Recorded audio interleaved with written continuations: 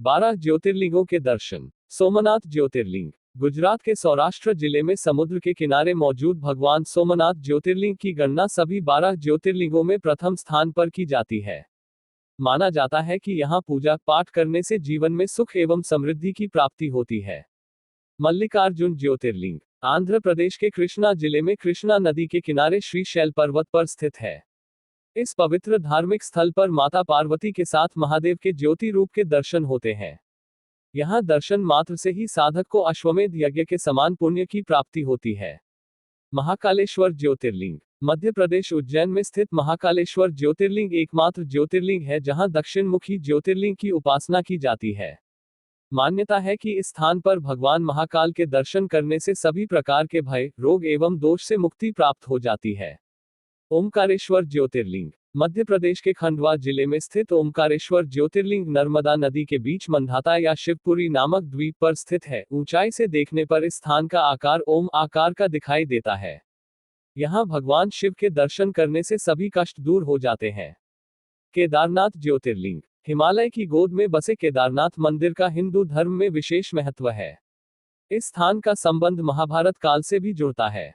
मान्यता है कि महाभारत काल में भगवान शिव ने पांडवों को इसी स्थान पर बैल रूप में दर्शन दिया था। केदारनाथ धाम का निर्माण 8वीं या 9वीं सदी में आदि गुरु शंकराचार्य द्वारा कराया गया था। भीमाशंकर ज्योतिर्लिंग। महाराष्ट्र के पुणे जिले में सह्याद्री पर्वत पर भीमाशंकर ज्योतिर्लिंग स्थित है। इन्हें मोटेश्वर महादेव के नाम से भी जाना जाता है। मान्यता है कि इसी स्थान पर भगवान शिव ने भीम नामक दैत्य का वध किया था। मान्यता है कि इस स्थान पर दर्शन मात्र से ही साधकों भय योग एवं दोष से मुक्ति मिल जाती है।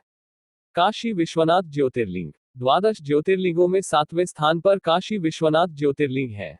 माना जाता है कि यहाँ भगवान शिव के दर्शन के लिए स्वर्ग लोक से देवी देवता स्वयं पृथ्वी लोक पर आते हैं। माना जाता है कि जिस व्यक्ति की यहाँ मृत्यु होती है उसे निश्चित रूप से मोक्ष की प्राप्ति होती है। त्रयंबकेश्वर ज्योतिर्लिंग। महाराष्ट्र के नासिक में स्थित भगवान त्रयंबकेश्वर ज्योतिर्लिंग का स्थान द्वादश ज्योतिर्लिंगों में 8वें स्थान पर आता है।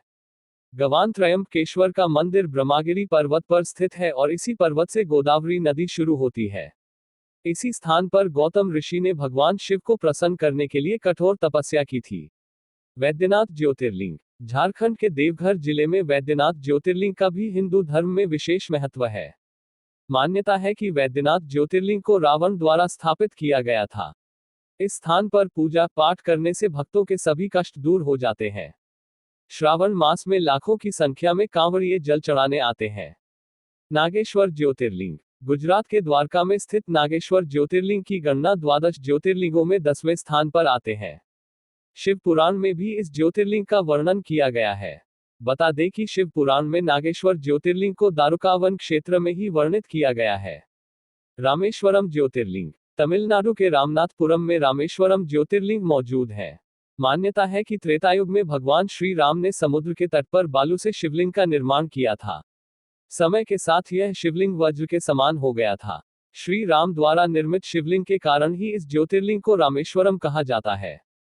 घृष्णेश्वर ज्योतिर्लिंग। भगवान शिव का अंतिम ज्योतिर्लिंग अर्थात घृष्णेश्वर ज्योतिर्लिंग महाराष्ट्र के वेरुल नामक गांव में स्थित है। शिव पुराण में भी भगवान शिव के इस अंतिम ज्योतिर्लिंग का उल्लेख मिलता है। यहाँ भगवान शिव के दर्शन और पूजा पाठ करने से सभी मनोकामनाएं पूर्ण हो जाती हैं।